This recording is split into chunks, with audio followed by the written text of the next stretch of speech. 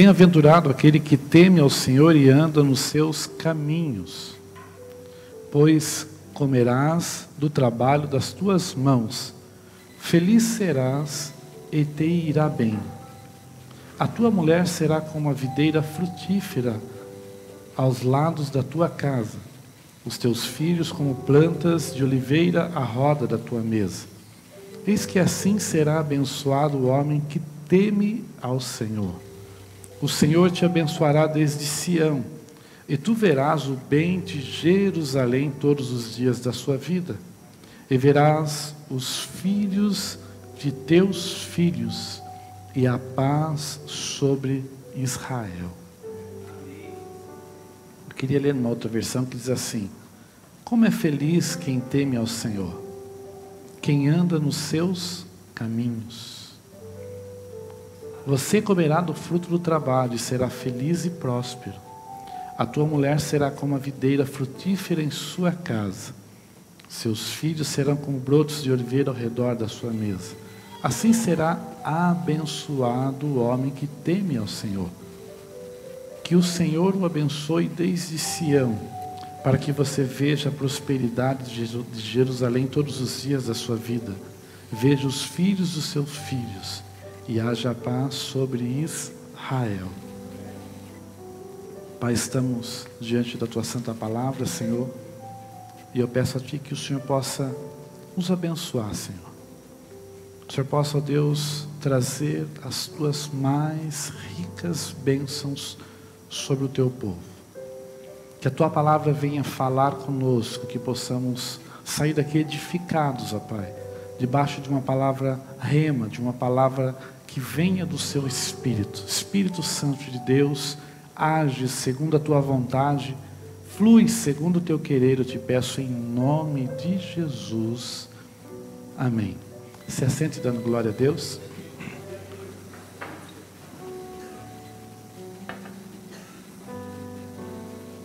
Há um salmo muito conhecido que às vezes a gente encontra em adesivos para a gente comprar, para colocar no carro, colocar em portas da casa, até mesmo em ímãs de geladeira.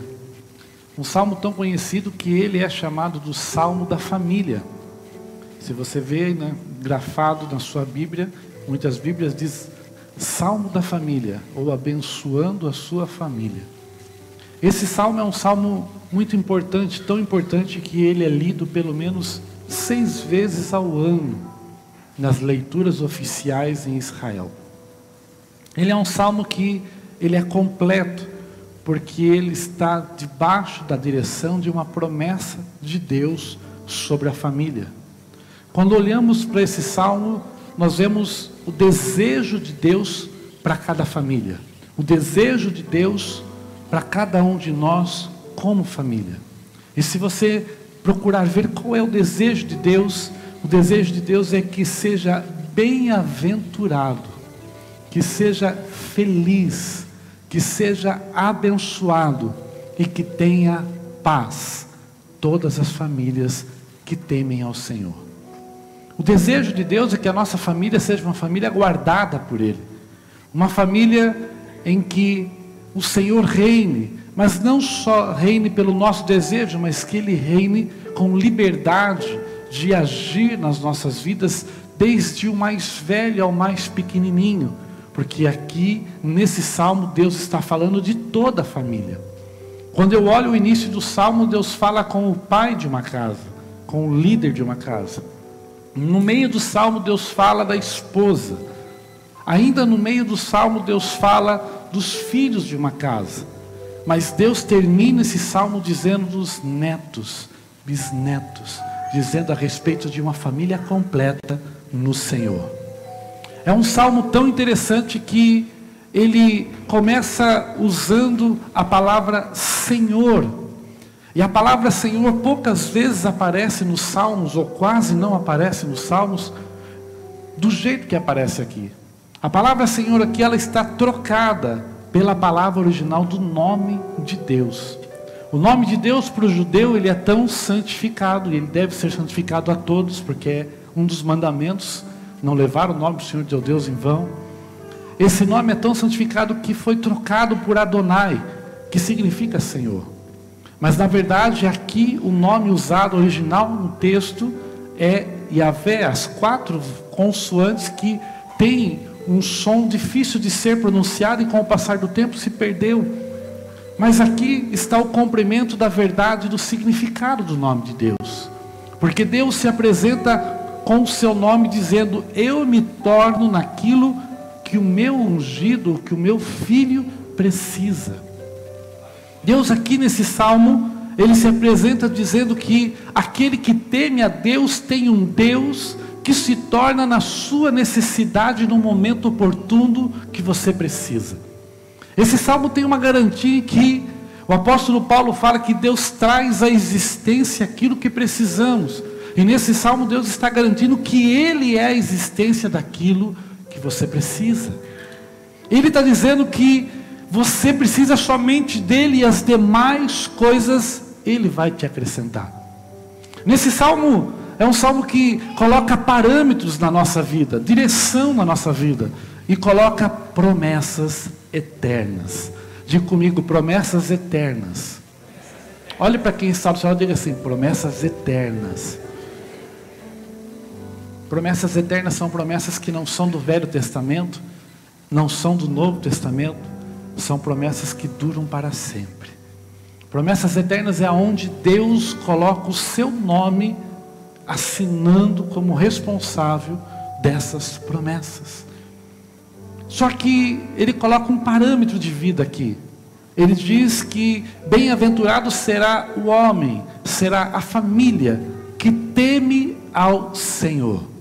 A palavra temor tem sido, de uma certa forma, mal interpretada em muitas religiões, porque colocam a palavra temor da forma que o dicionário Aurélio em português, que pobre falar isso, diz que temor é medo. Ninguém deve ter medo de Deus, porque todo mundo que tem medo de alguma coisa um dia perde o medo. Você já viu uma criança quando é pequena, ela tem medo de andar, ela gatinha, ela se rasteja, mas um dia ela perde o medo de andar e ela anda. Todo ser humano que tem medo de alguma coisa, um dia ele pode perder o medo. Mas temor, quem tem temor de Deus na raiz da palavra, nunca perde o temor. O que é temer a Deus? Temer a Deus é o princípio de gratidão.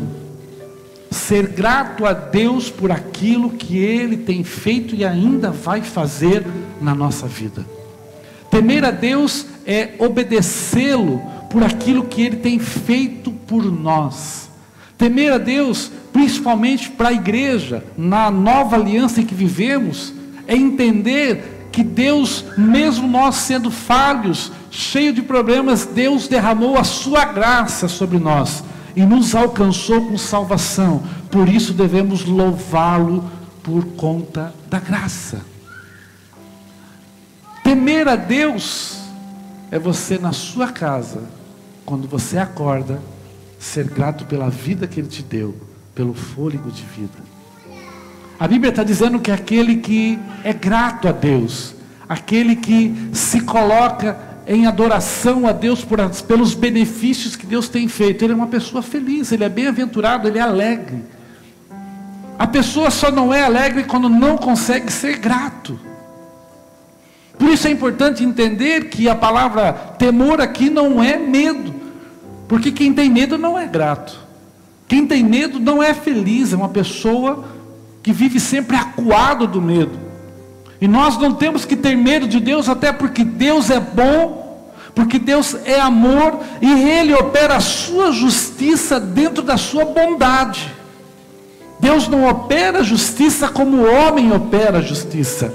Deus opera a justiça porque Ele não faz acepção de pessoas na sua bondade, por isso Ele é justo. Ele não pode fazer algo por uma pessoa e por outra de forma diferente, por isso Ele é justo.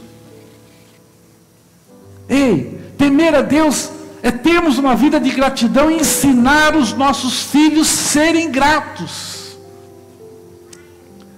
O princípio da ingratidão dentro da família vem quando a família não ensina filhos a serem gratos a Deus.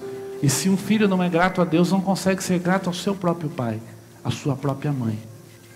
Não consegue ser grato por aquilo que os pais fazem por ele. Se um casal não é grato, o marido nunca vai ser grato pelo jantar que a esposa preparou com tanto carinho. E a esposa não vai conseguir ser grata pelo trabalho que o esposo tem de suprir uma casa. O princípio da gratidão de Deus, ela se espalha dentro da família. Por isso, entender que temer a Deus e ser grato a Deus é criar em nós um coração de gratidão para com aqueles que moram juntamente conosco, porque quando somos gratos a Deus, conseguimos ser gratos por tudo que Deus nos dá, inclusive pela família maravilhosa que Ele tem nos dado. Deus tem nos dado uma família maravilhosa. Deus tem nos dado algo tremendo para vivermos, que é a comunhão dentro do nosso lar. E quando a Bíblia está falando assim, bem-aventurado aquele que teme ao Senhor e anda nos seus caminhos. Está falando a respeito de que para podermos ter uma vida feliz, precisamos ter compromisso com Deus em família. Alguém já ouviu falar de culto doméstico? Está tão fora de moda isso, né? Às vezes você fala assim, alguém já ouviu falar de culto doméstico? Um olha para o outro e fala assim, o que é isso? É célula? O culto doméstico é você tirar um tempo com a sua família para contar os testemunhos daquilo que Deus tem feito entre vocês e louvarem a Deus por isso. Lerem um salmo juntos, ou lerem um texto da palavra, e até mesmo meditar nesse texto em família. Cantar um cântico ao Senhor. Ter um momento com Deus dentro de casa, em comunhão com Ele. Sabe o que temos feito? Nós temos vivido como famílias espalhadas, cada um no seu canto. E hoje em dia, com a internet na nossa mão, às vezes, se nós não dermos conta, nós conversamos dentro de casa pelo WhatsApp.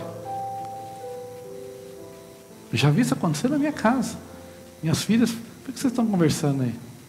Ah, estão falando com ela. Como falando com as duas dentro de casa, falando por WhatsApp? Eu falei, não, você tem que ter comunicação. Tem que ter comunicação. E se a gente perder essa linha, nós perdemos a comunhão em casa. Ei, volte a ter comunhão e andar no caminho do Senhor dentro da sua casa, e você vai ver a diferença que isso vai acontecer no ambiente espiritual lá. Porque quando andamos no caminho do Senhor, andamos segundo os conceitos de Deus, nós atraímos a presença de Deus para a nossa vida. E ao princípio desse salmo diz assim, você vai ser feliz quando você anda no caminho do Senhor, porque você vai ter a presença dEle com você. Vai sentir a presença dEle na sua casa, vai sentir a presença dEle nas suas coisas que você faz no cotidiano. Importante entender que o Senhor quer ter comunhão com você. Diga assim, eu quero ter comunhão com o Senhor. Ele quer ter comunhão com você.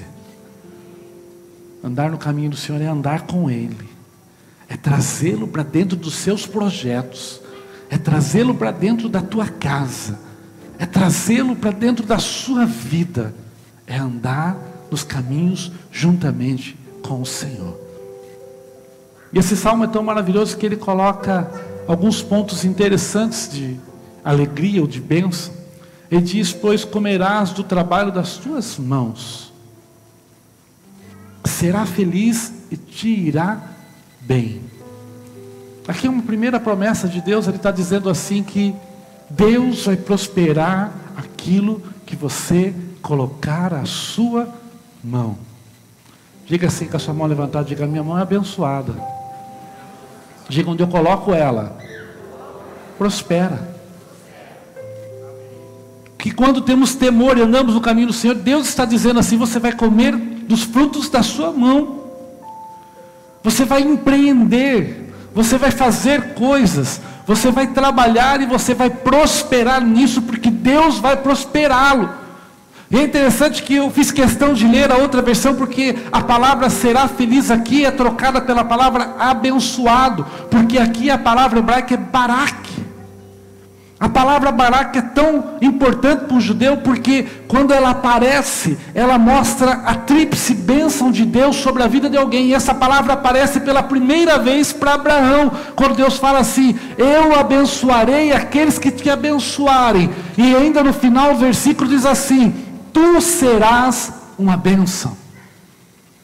O que é Baraque? A tríplice bênção de Deus: ser próspero, bem-sucedido e fecundo.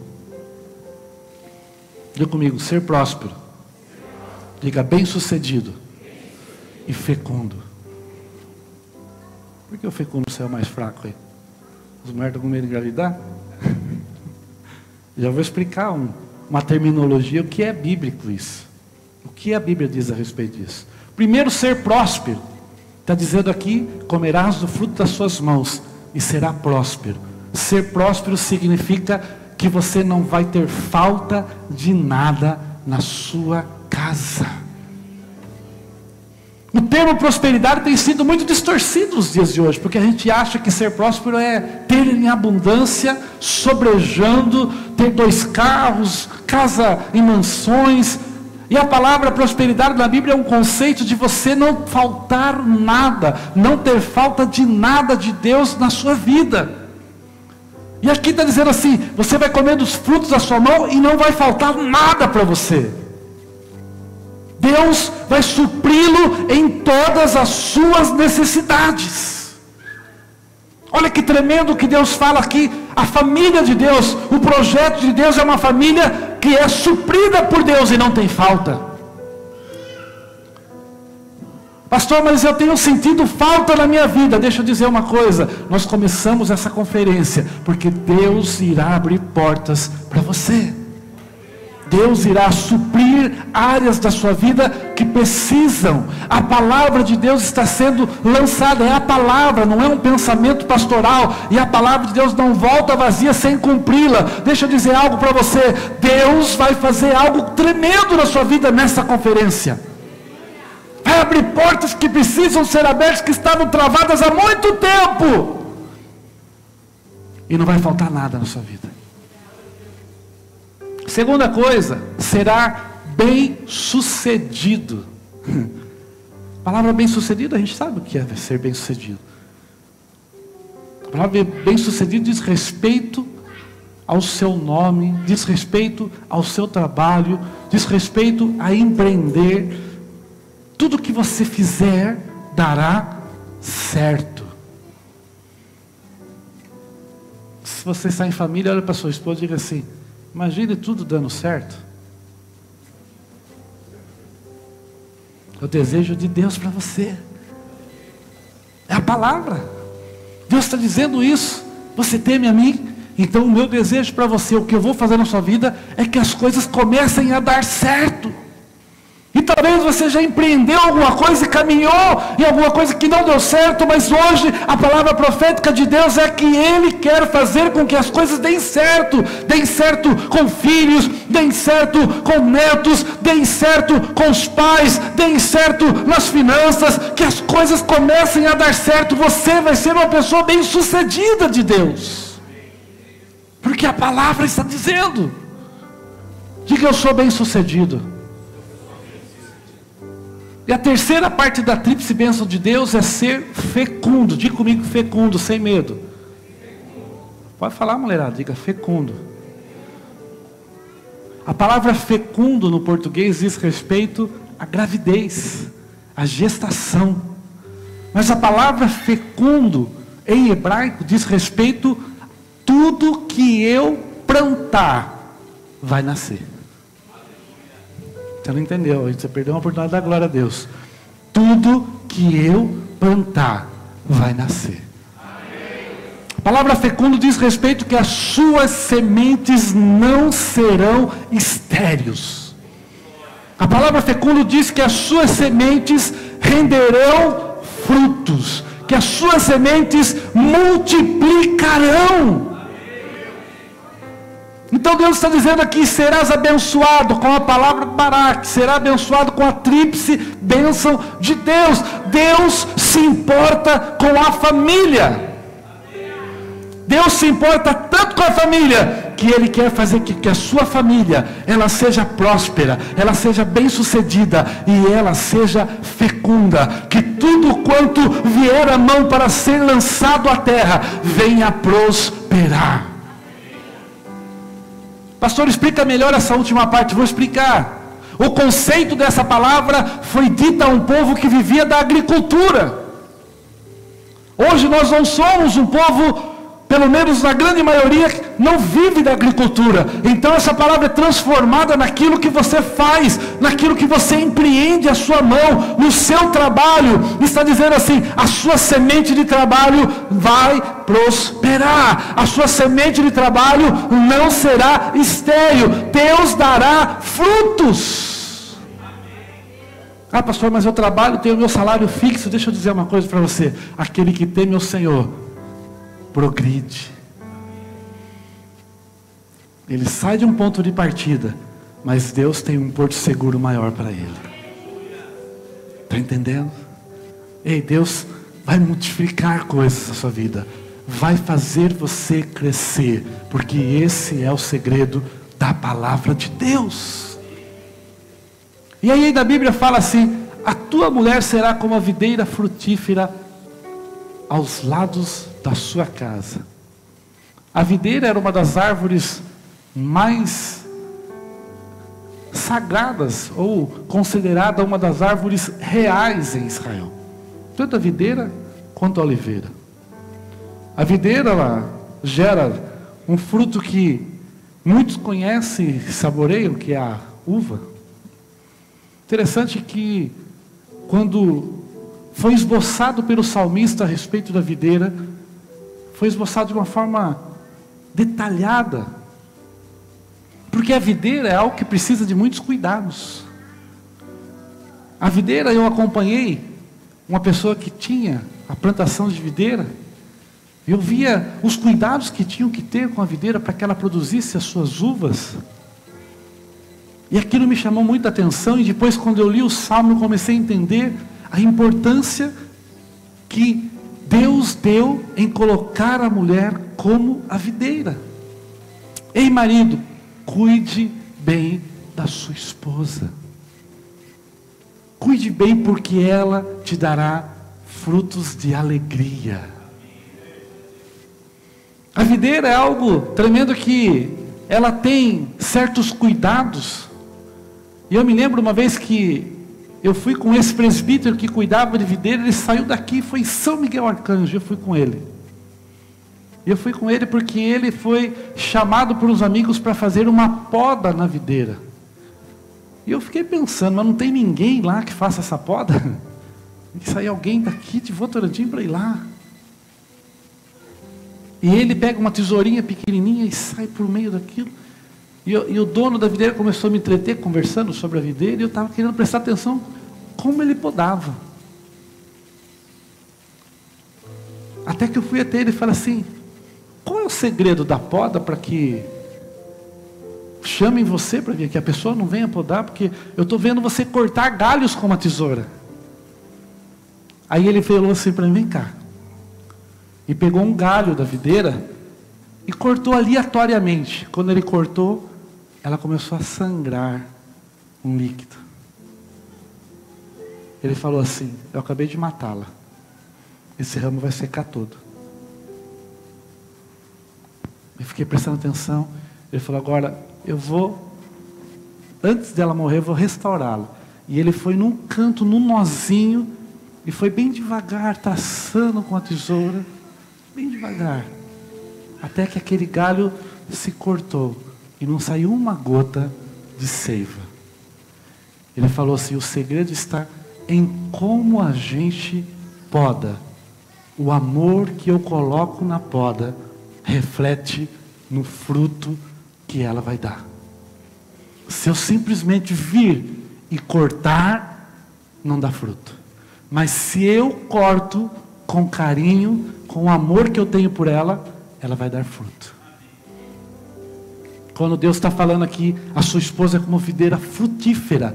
Para ela ser frutífera, você tem que ter amor por ela. e não só ter dentro de si, mas você tem que demonstrar amor por ela em todas as atitudes dentro da sua casa, até mesmo numa poda. O que é uma poda se não tirar algo que não dá mais para permanecer junto?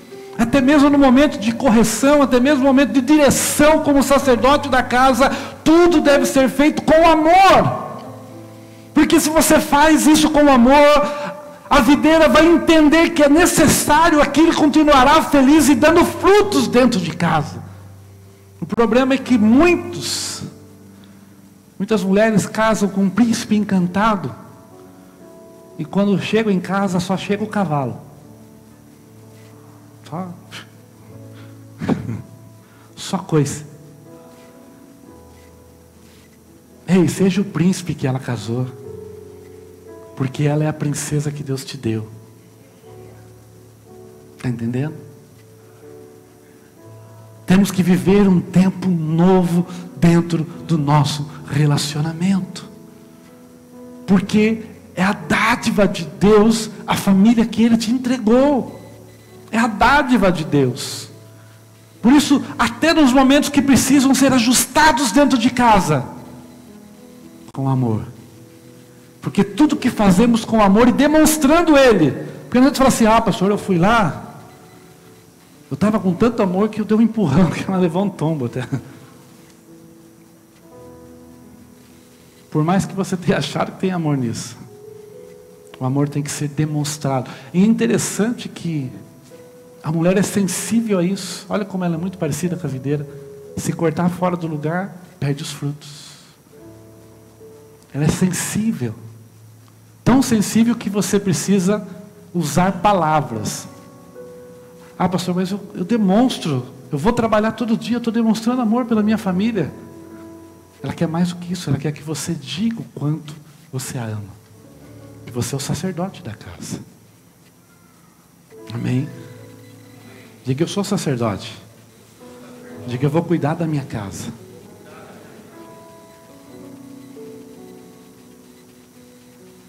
Por outro lado, a videira que gera frutos, ela deve entregar os seus frutos para aquele que cuida dela. O que significa isso? A mulher deve retribuir o amor que o esposo tem por ela. Retribua. Muitas vezes também tem mulheres que se fecham dentro de uma casa e deixam o marido sem entender. Retribua o amor por ele. Mostre o quanto você ainda é apaixonada por ele.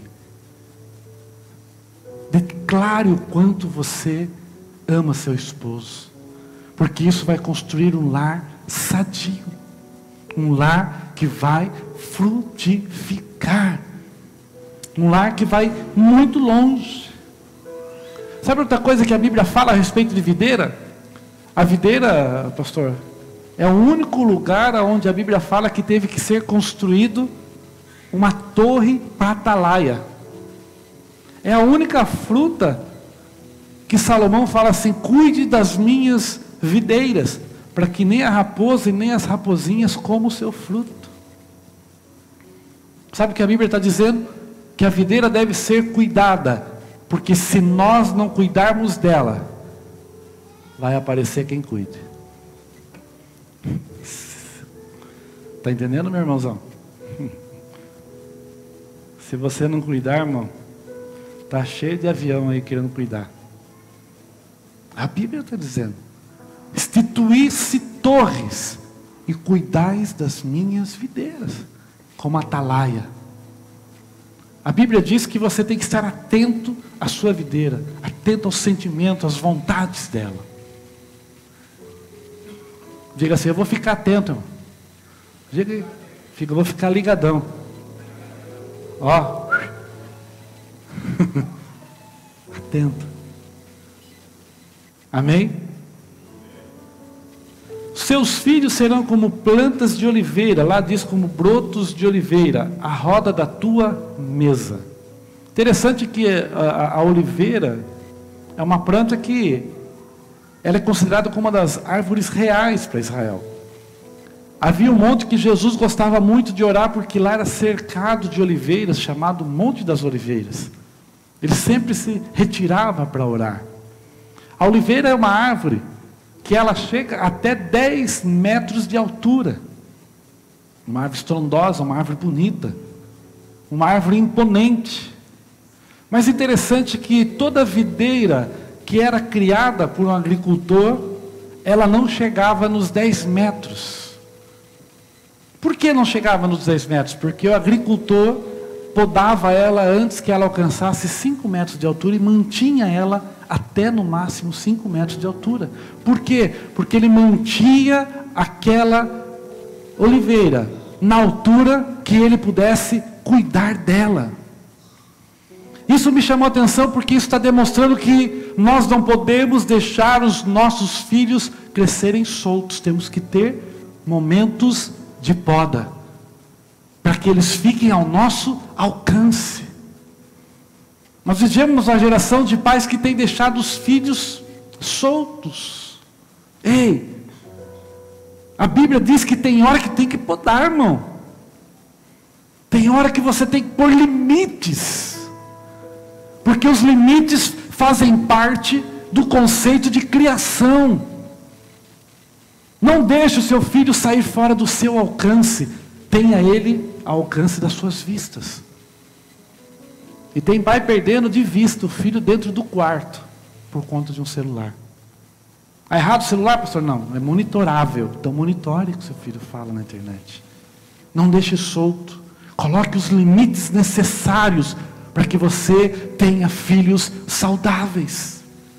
Outra coisa interessante que a videira fazia era que os galhos logo no início eles saíam tortos.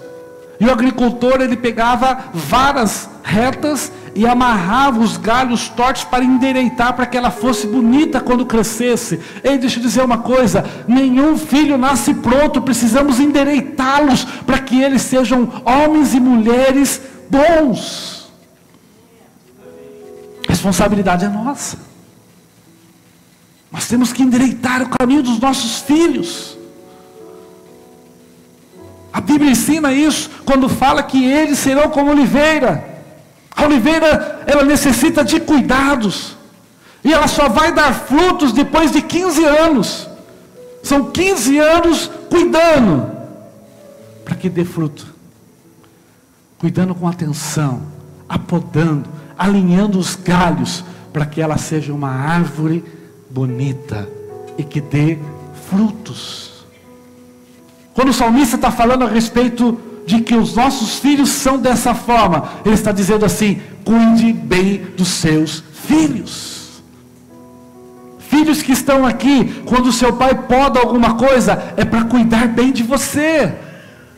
Não deixe o coração, mas meu pai não quer deixar eu fazer isso. Pode ter certeza que ele sabe aonde você vai chegar se fizer isso. E ele está deixando você num limite de bênção. Por isso que a Bíblia fala a respeito de que o filho deve honrar o pai para que os seus dias se prolonguem sobre a terra. É o primeiro mandamento com promessa, para que o filho entenda que o pai vai ter hora que vai ter que podar, vai ter hora que tem que endireitar um galho, mas é para o seu bem. Por isso honre ele nessa hora, porque os seus dias serão bênçãos na face da terra.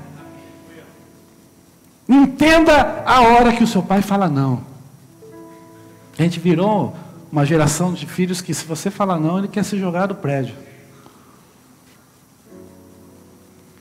Ei, o não de um pai e de uma mãe, na minha época o não era com cinta. Hoje nós temos uma geração do não com palavras. Dê glória pelo não do seu pai, pelo não da atualidade. Dê glória. Porque ele está preocupado em alinhar o seu crescimento. Pai, coloque limite nos seus filhos. E procure colocar limites conversando, ensinando, dando direção para ele. Porque alinhar um galho de uma árvore como essa era dar direção para ela. Muitas vezes corrigimos e não damos a direção. Dê a direção, às vezes só a direção é o suficiente. Na psicologia, quando você fala não, é uma suposição de levar ao sim, né, pastor?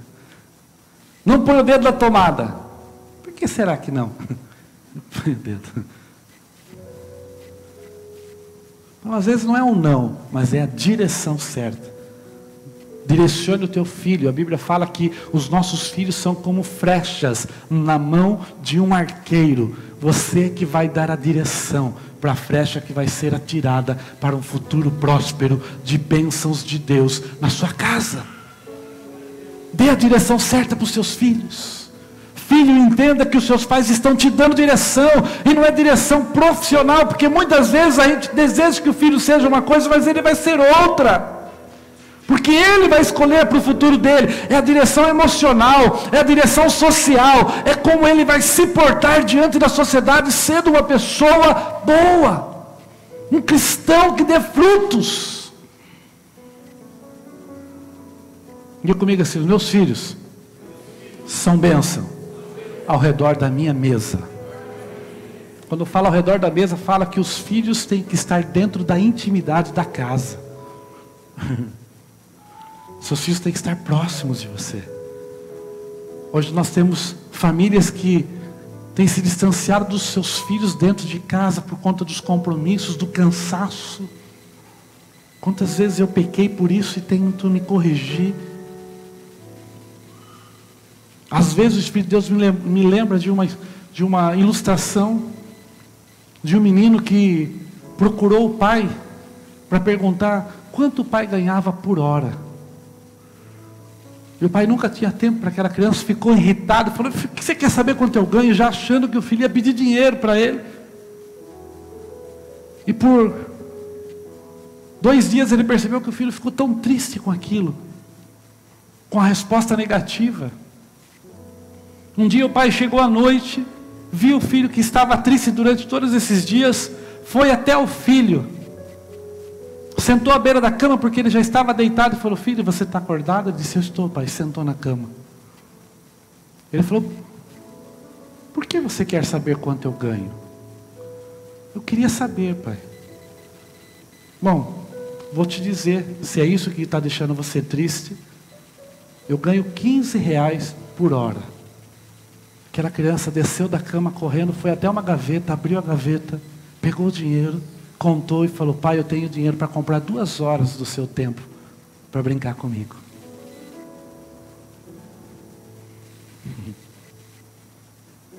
Aquele pai ficou chocado, porque aí ele entendeu que ele não estava dando tempo de qualidade para os seus filhos.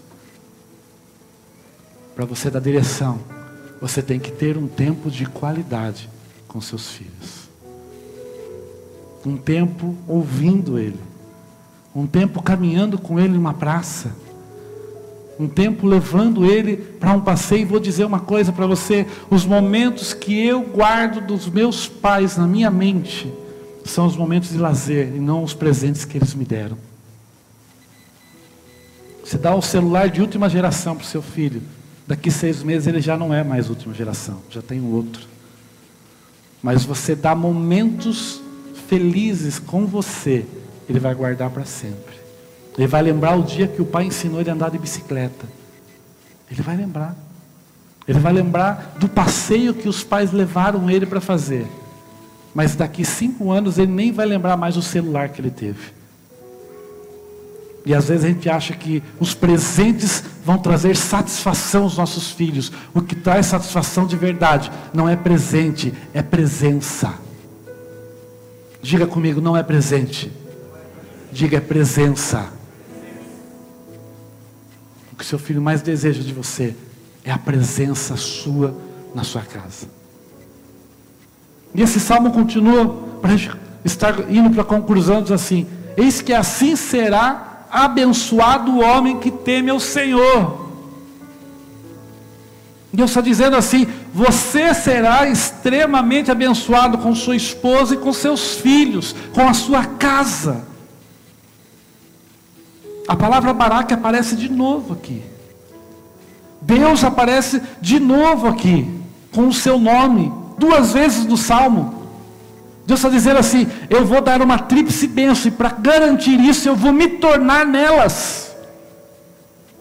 Deus está se responsabilizando a dizer para você: tema a mim, seja grato, ande comigo nos meus caminhos, e eu vou prosperar a sua casa, vou prosperar a sua família, vou mudar a tua história.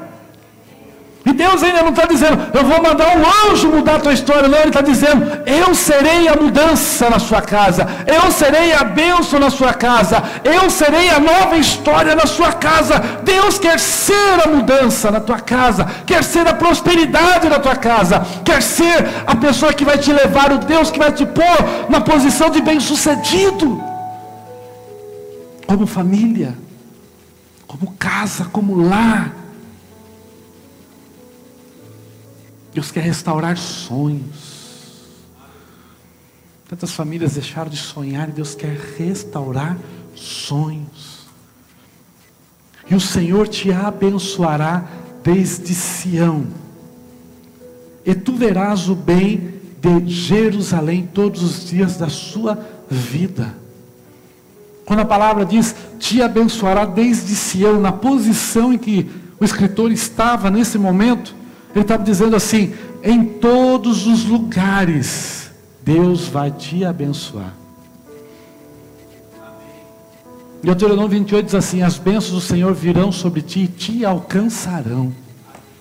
Não é você que irá atrás da bênção para alcançá-la. Ela tem o poder de te alcançar.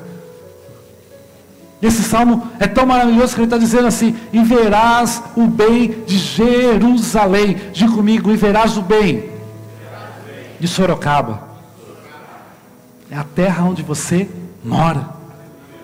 Porque quando temos uma sociedade abençoada, famílias abençoadas, temos igreja abençoada, temos sociedade abençoada.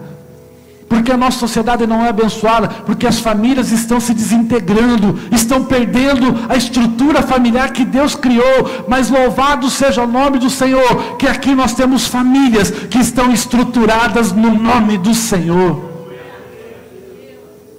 E por isso teremos uma igreja forte. Diga assim, e verás o bem da comunidade com Cristo. Nós vamos ver essa igreja abençoada, porque Deus vai nos dar famílias abençoadas. Eu não estou dizendo famílias que vão chegar, que também serão abençoadas, mas estou dizendo das nossas famílias abençoadas nessa casa, debaixo da mão poderosa do Senhor. Deus tem coisas grandes. E ainda ele termina o salmo dizendo assim, e verás os filhos dos teus filhos.